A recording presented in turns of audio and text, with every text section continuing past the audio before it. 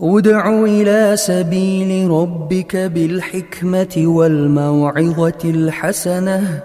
Ассаляму алейкум ва рахматуллахи ва баракатух, дорогие братья и сестры.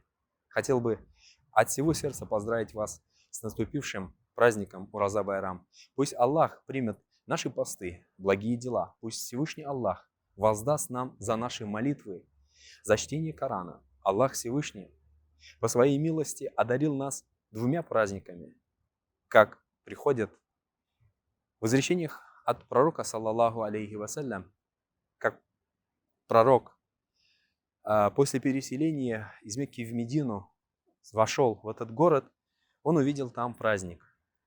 Тогда пророк Мухаммад, саллаллаху алейхи вассалям, обозначил для нас два праздника. Это Ураза Байрам и Курбан Байрам. Я бы, в свою очередь, хотел вас всех поздравить с Ураза Байрам. Пусть Аллах озарит каждый дом, каждую семью. Пусть Всевышний воздаст каждому за его старания, за его благодеяние.